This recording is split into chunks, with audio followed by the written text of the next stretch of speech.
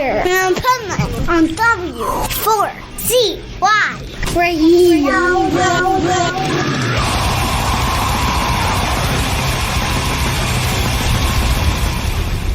Wake up, America! It's time for the Adventures of Pipeman on W4CY.com, West Palm Beach's #1 internet radio station. Here's your host, the Pipeman.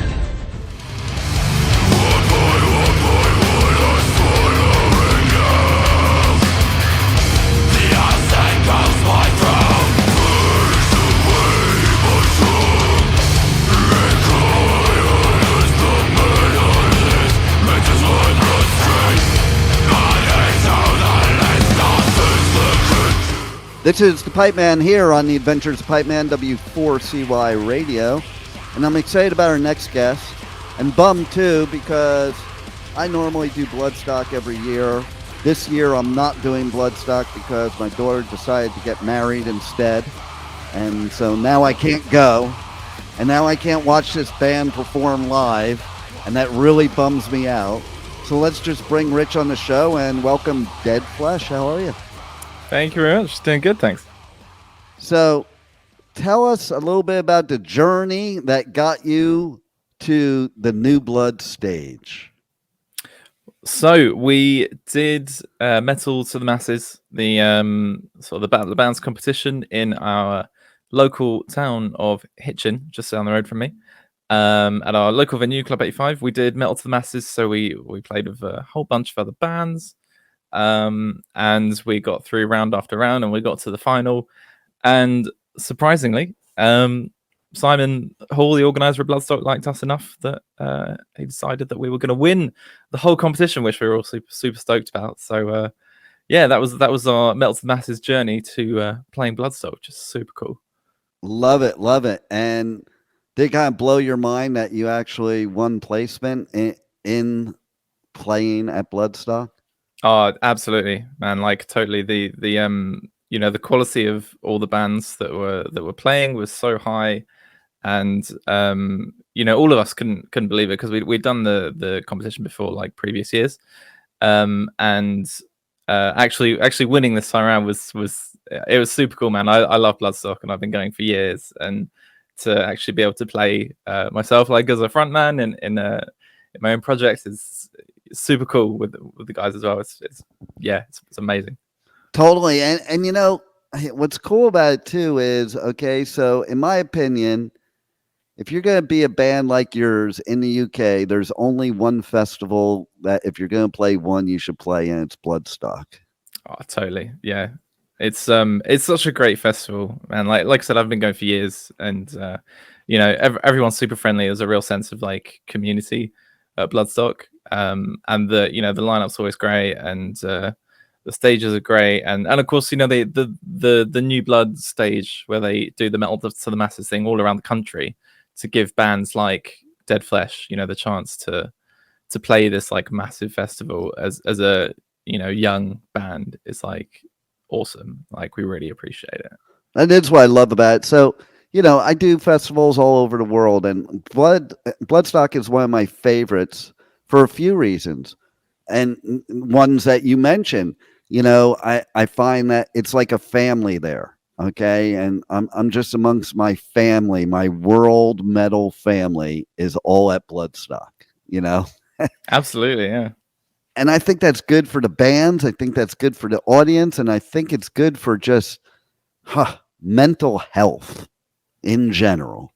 Yeah, totally. It's so nice to take a couple of days to just be around, people who have the same sort of passion for like metal and heavy music that I do, and I'm sure everybody else feels the same. It's just there's a real sense of like community there. It's really nice. It's a great festival. It's my favorite. Yeah, and in the world that we're living in today, with all of the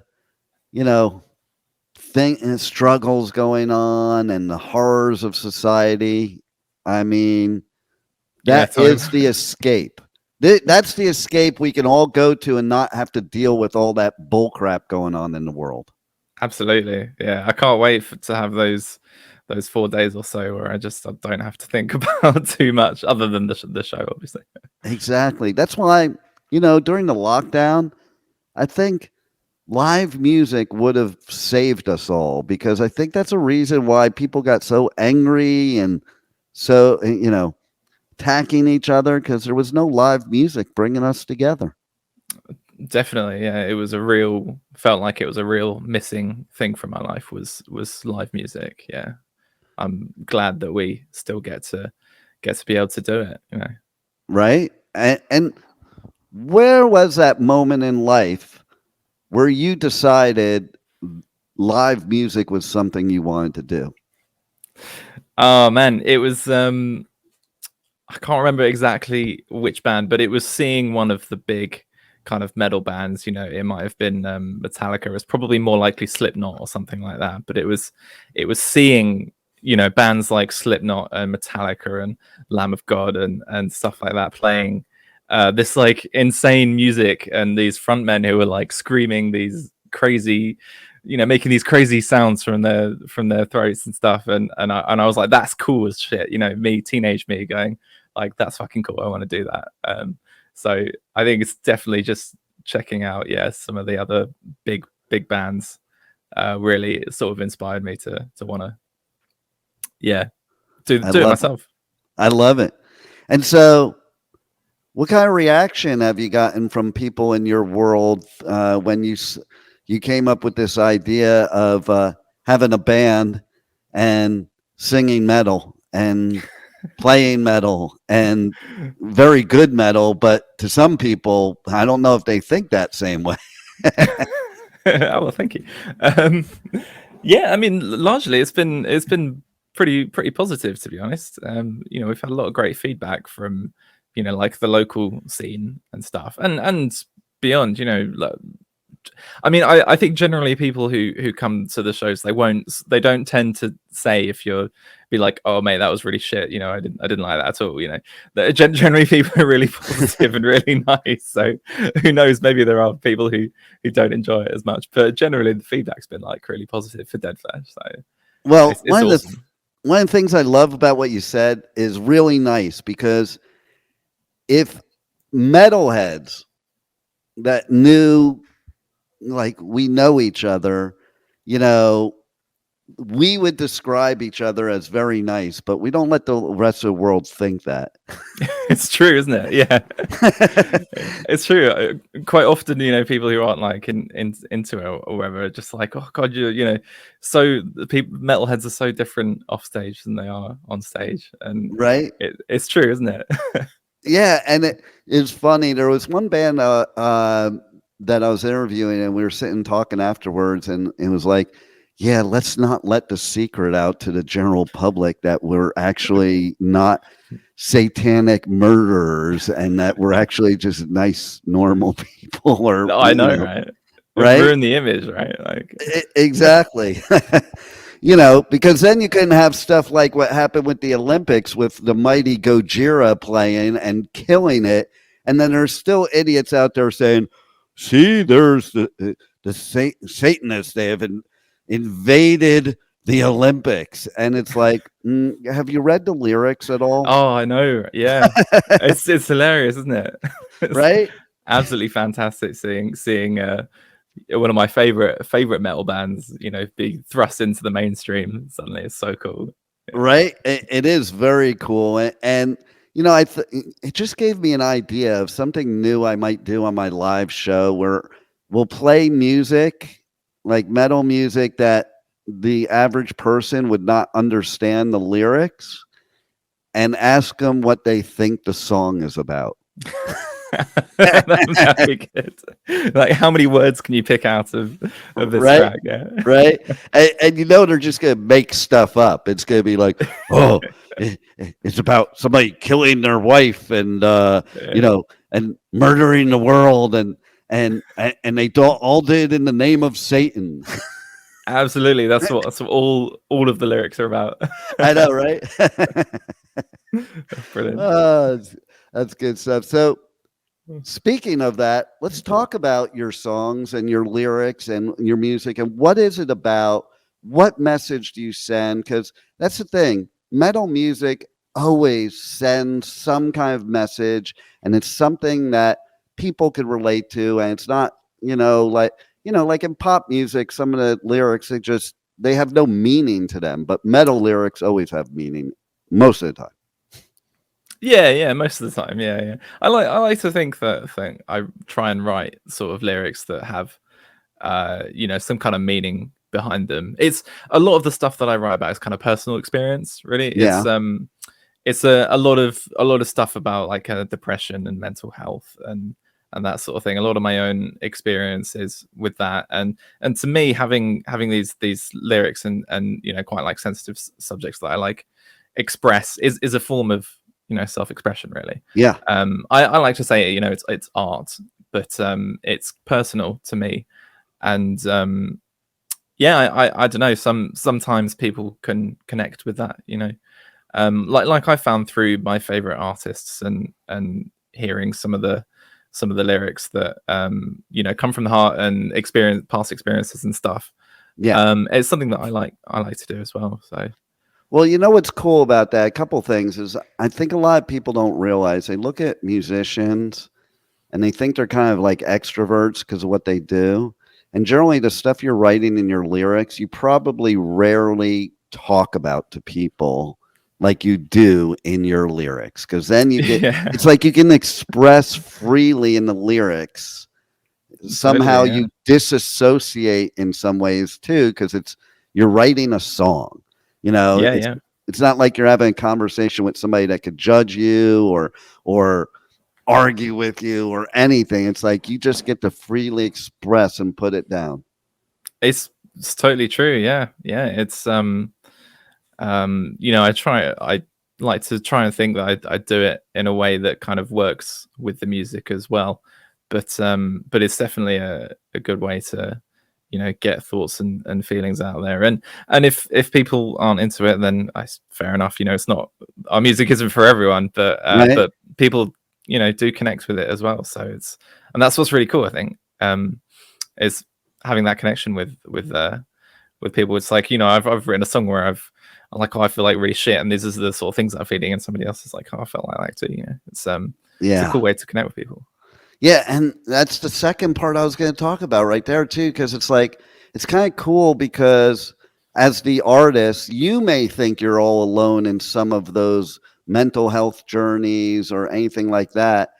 And then you write this song and people are coming up to you and they're relating their own life experiences. So not only is it cathartic for you and cathartic for them, but now, both of you find out that there's other people feeling the same way.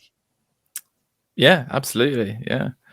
I mean, I don't think I've ever had anybody come up to me in that way, like sort of after a show, because I guess the lyrics are sort of hard to decipher. It's kind of, we're doing like death metal, and it's like, are there any words? Right? But for those who are interested in digging for that sort of thing, there's probably something there. Yeah. What's the one band that you think most of all made you want to do this type of music? I would probably go with Slipknot. I think Slipknot was the first time that I when I was growing up, I used to be really into kind of pop punk and that sort of thing. And I had a mate who was like older than me, and he was like, check this out, and it was Iowa by Slipknot, and I was like, oh my god, what is this? Yeah, and that was my first introduction to like heavy metal, really. Nice. And it was all downhill from there. So and so if you were to pick a band that you would tour with besides Slipknot, because that would be your probably answer now, who would it be? I think so. I guess a couple of choices. Some good answers for us would probably be like somebody like Whitechapel, or Thy Art Is Murder. I think we'd suit that sort of lineup really well. That would be awesome. Yeah, they probably. I think in terms of like who would I love to actually like tour with to see night after night. I'd really love to see Aborted. They're a fucking awesome death metal band. I saw them once live at the Underworld, and no idea who they were, and they completely blew me away. So being able to fucking tour with those guys would be cool as shit. But nice. Yeah.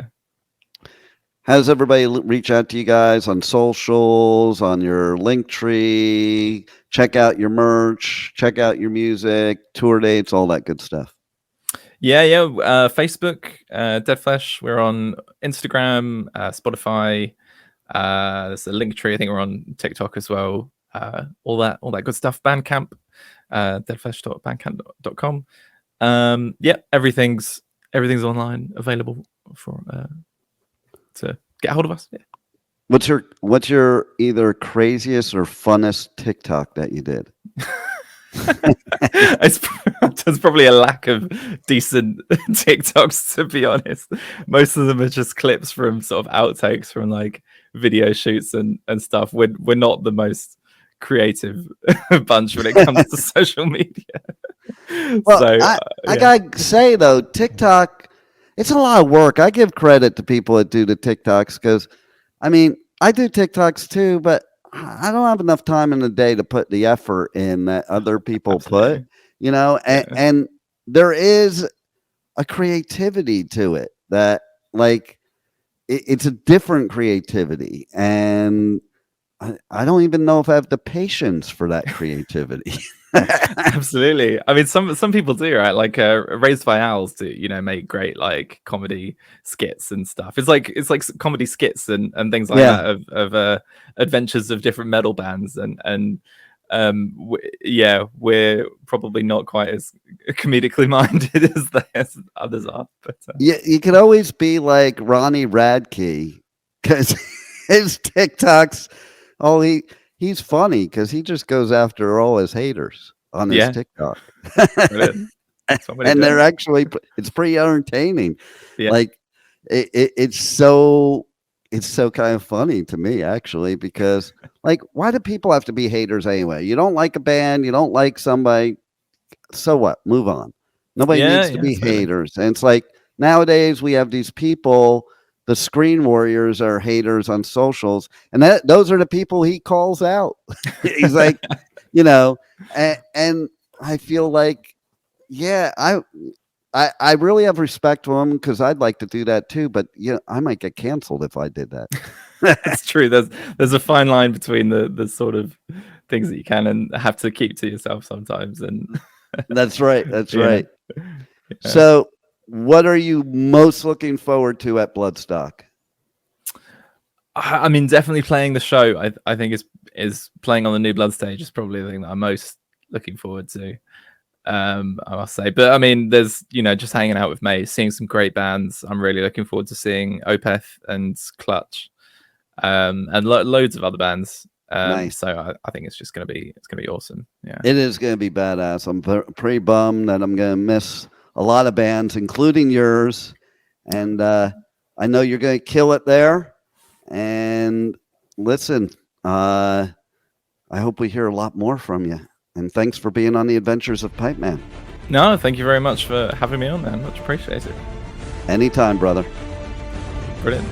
Thank you for listening to the Adventures of Pipeman on W4CY Radio.